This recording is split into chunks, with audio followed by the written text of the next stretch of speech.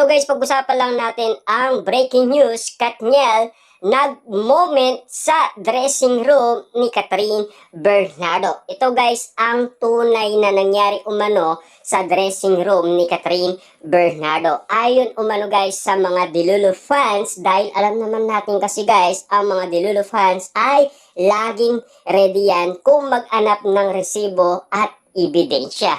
Ayon umano kasi guys sa glam team ni Catherine Bernardo na nandoon. Na alam naman natin guys, meron Katniel fans at meron Katden fans. Ayon umano guys sa bali-balita, finish na. Totoong nangyari sa Katniel sa dressing room ni Catherine Bernardo, exclusive yan. Kita nyo naman guys, doon pa pala ay nagkaayos na sina Catherine Bernardo at Daniel Padilla at nagkapatawaran na sila. Siyempre guys, no, yung sinasabi kasi ni Alden Richard, simple lang ang sagot niya umano kapag siya ay tinatanong kung magbibigay siya ng second chance, 'di ba? Ang sabi niya guys, kung ang Diyos marunong magpatawad, bakit siya hindi? Kasi guys, ang Diyos ay mapagmahal, 'di ba?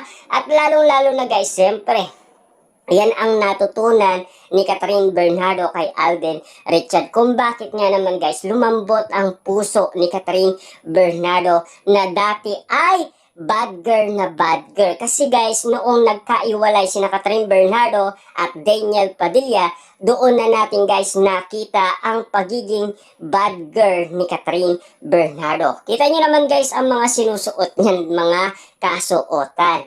Doon pa lang guys, magugulat ka na at magtataka ka na kung bakit nga naman guys, lahat ng mga tira ni Catherine Bernardo ay nagpapaiwatig ng galit niya dahil yun ay ayaw na ayaw umano ni Daniel Padilla. Kasi alam naman natin guys, kung nagkaayos na sila, papalitan at papalitan ni Catherine Bernardo ang kanyang kasuotan. Exclusive yan guys kasi kilalang kilala natin si Daniel Padilla. Kapag yan ay nagalit umano, sasabihin niya kay Catherine Bernardo, inulit mo na naman.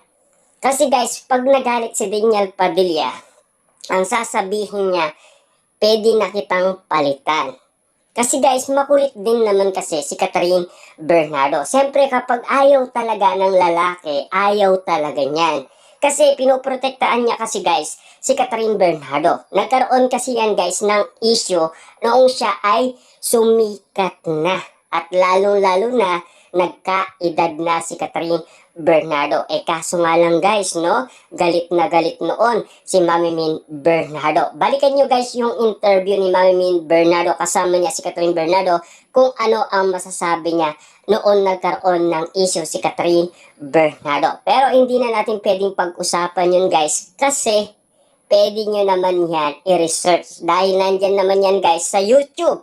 Dahil kalat yan umano guys sa social media. Ngayon guys, pinag-uusapan na si Catherine Bernardo ay ginagamit daw ang sasakyan ni Daniel Padilla at exclusive yan guys na spotted daw si Catherine Bernardo at kitang-kita. Kasi alam naman natin guys, no, lahat ng mga pangyayaring kwento umano guys ng mga tatlong pambansang marites. Siyempre guys, inala nila nagkaayos na sina Catherine Bernardo at Daniel Padilla.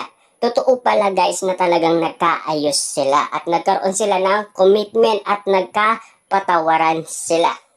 Kasi alam naman natin guys, ang ending, sila pa rin ang magkakatuluyan.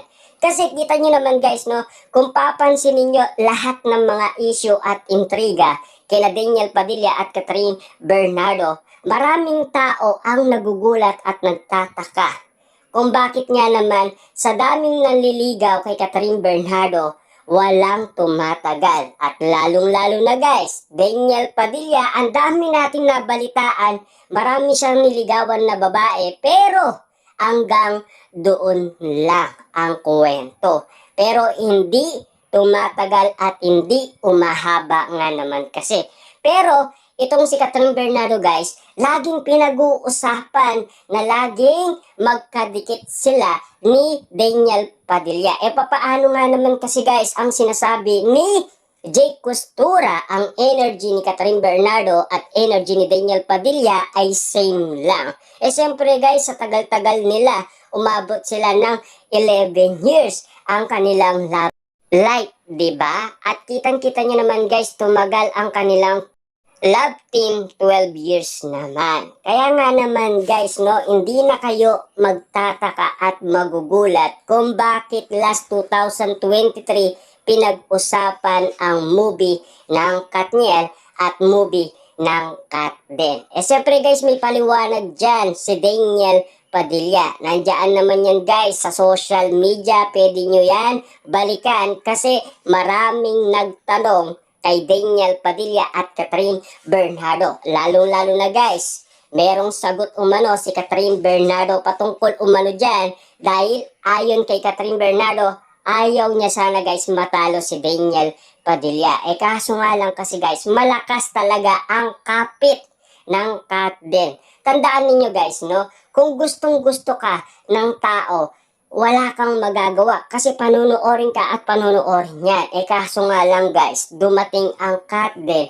Mas pinili ang Katden movie kesa sa Katniel movie. Siyempre guys, sumagot si Daniel Padilla. Ika nga kasi guys ni Daniel Padilla, mas patok kasi yung bago pa lang kayo.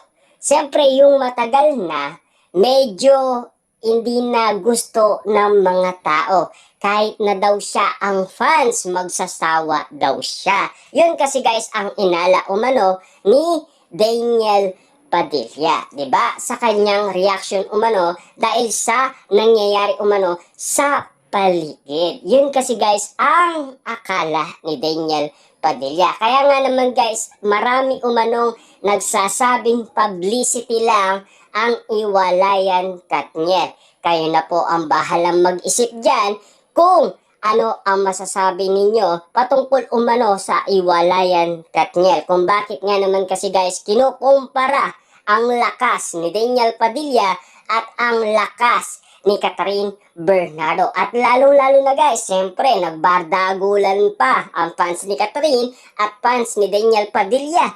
Patalbugan nga naman kasi guys sa million views at million likes. Kaya nga naman guys, nag-aaway sila. Pero ngayon, mukhang bati na rin sila, diba?